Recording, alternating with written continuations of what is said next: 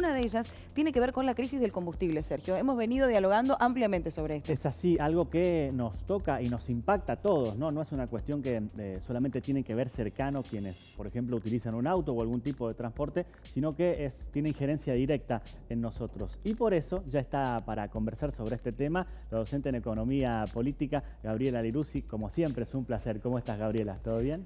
Buenos días a todos y a todas, y especialmente a ustedes. Acá estamos para charlar un ratito sobre la crisis energética, en realidad mundial, y cuánto nos impacta a nosotros como país.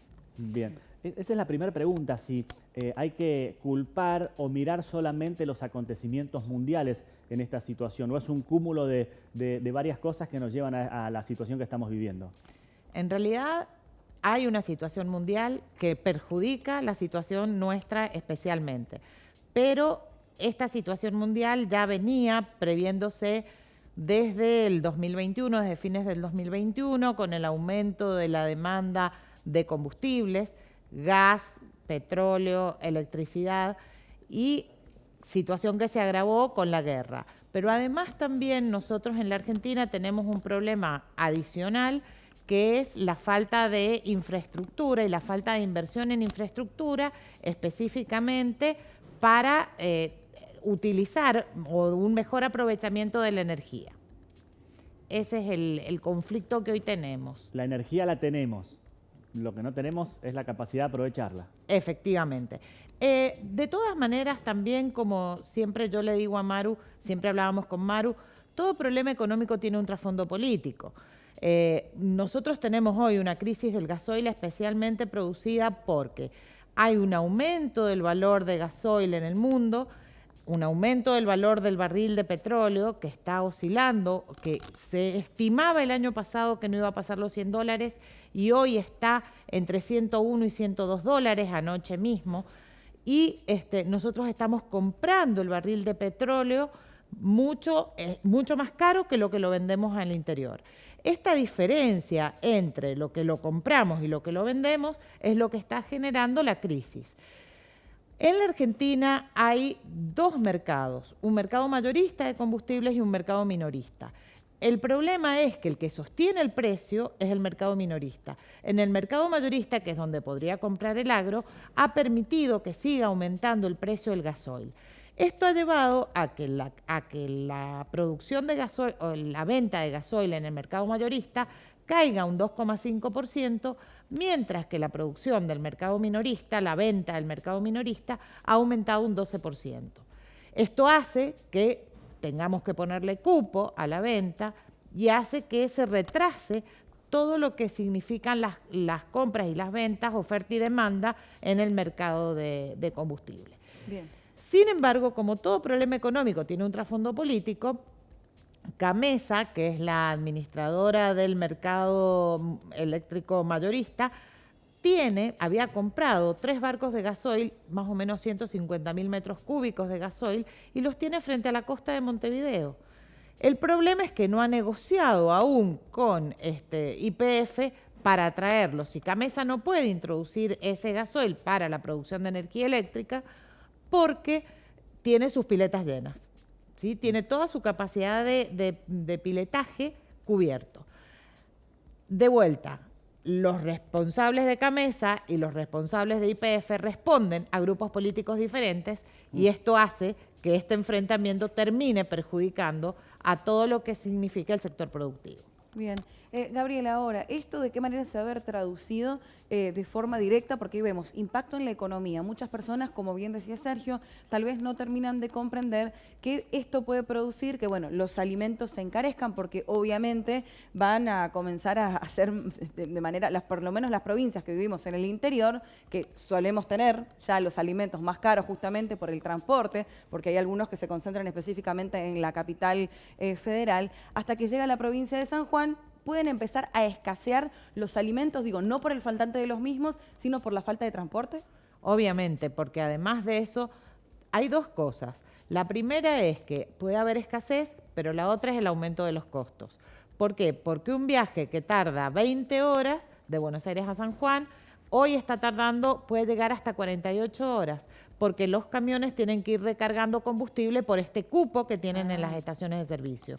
Entonces, esto no solo impacta en términos de tiempo y en términos de escasez, sino también impacta en términos de aumento de los costos, que se traduce efectivamente en aumento de los precios.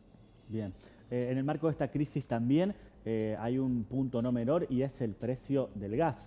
En la jornada de hoy está presente en nuestro país el presidente de Bolivia para cerrar un acuerdo con nuestro país y bueno, poder tener asegurado el abastecimiento en la época de invierno que se nos viene.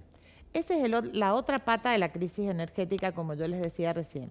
Una es el combustible, otra es el gas y otra es la electricidad. El gas, el problema que tenemos en la Argentina es que tenemos gas, efectivamente, tenemos producción de gas. El problema es que desde hace bastante tiempo no se ha desarrollado infraestructura que permita la obtención de ese gas que tenemos nosotros, que somos, de los cuales todos los ciudadanos somos propietarios, para la producción y para el traslado de ese gas.